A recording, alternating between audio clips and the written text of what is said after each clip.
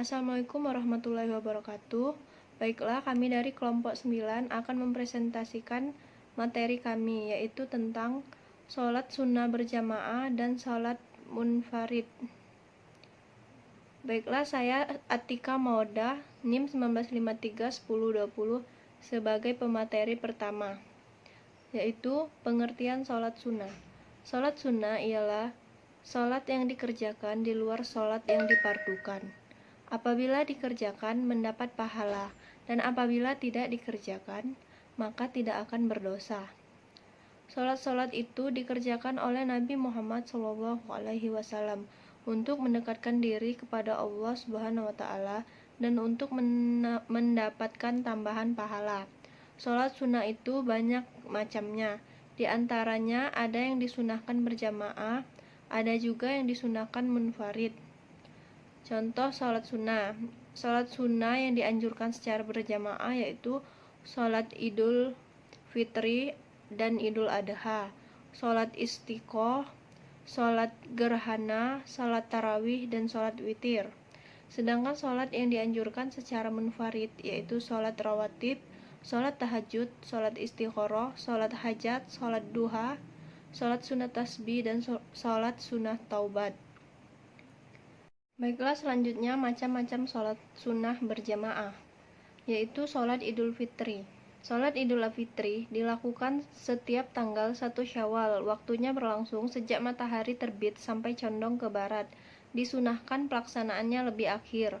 Sholat Idul Fitri dilaksanakan di masjid atau di tempat lainnya yang memungkinkan untuk ditempati, seperti lapangan atau halaman yang luas. Sholat Idul Fitri terdiri dari 2 rakaat. Hukumnya sunnah muakkad atau sangat dianjurkan.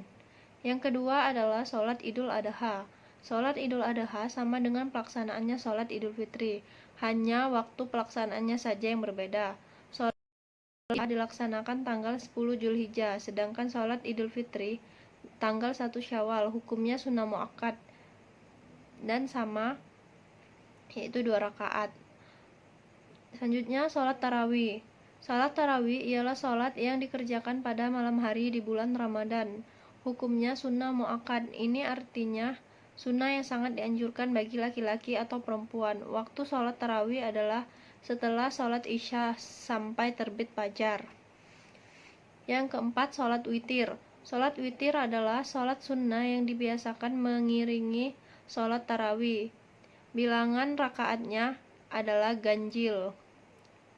Sholat witir disunahkan untuk dilakukan setiap malam setelah sholat isya, bukan hanya pada bulan Ramadan saja. Mungkin itulah macam-macam sholat sunnah berjamaah yang dapat saya sampaikan.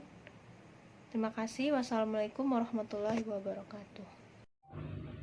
Assalamualaikum warahmatullahi wabarakatuh. Saya pemateri kedua.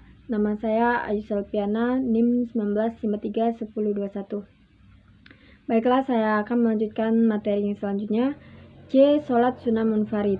Sholat sunnah munfarid adalah sholat yang dilakukan sendirian. Contohnya, yang pertama sholat tahiyatul masjid. Sholat tahiyatul masjid adalah sholat yang dilakukan untuk menghormati masjid. Sholat dilakukan sebelum duduk, jumlahnya sebanyak 2 rakaat. 2. Sholat tahajud. Sholat tahajud adalah sholat sunnah yang dikerjakan setelah tidur pada malam hari antara waktu sholat isya sampai dengan fajar. Waktu yang diutamakan adalah 2/3 malam.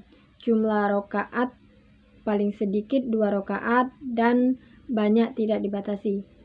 3. Sholat istikharah. Sholat sunnah yang dilakukan untuk memohon petunjuk dari Allah Subhanahu wa Ta'ala dalam menemukan pilihan terbaik di antara 2 pilihan atau lebih. Jumlahnya 2 rakaat. 4. Sholat duha. Sholat duha adalah sholat sunnah yang dilakukan pada pagi hari. Sekurang-kurangnya 2 rakaat dan selebihnya 129 rakaat. Waktunya dari pukul 7 pagi sampai masuk waktu zuhur. 5. Sholat sunnah wudhu. Sholat sunnah wudhu adalah sholat sunnah yang dikerjakan atau dilaksanakan setelah seseorang melakukan dosa atau merasa berbuat dosa lalu bertaubat kepada Allah Subhanahu wa Ta'ala. Yang keenam, sholat sunnah rawatib. Sholat sunnah rawatib adalah sholat sunnah yang mengiringi sholat fardu. D. Fungsi sholat sunnah berjamaah dan munfarid. Yang pertama, untuk mendekatkan diri kepada Allah Subhanahu wa Ta'ala. Yang kedua, meningkatkan keimanan dan ketakwaan kepada Allah Subhanahu wa Ta'ala.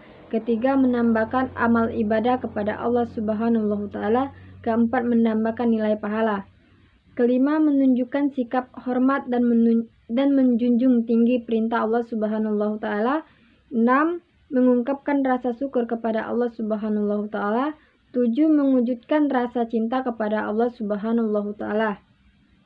Dan ke-8, meningkatkan rasa persaudaraan sesama muslim serta menambahkan syiar Islam atau sholat sunnah yang dikerjakan berjamaah. Mungkin ini materi dari pemateri kedua. Terima kasih.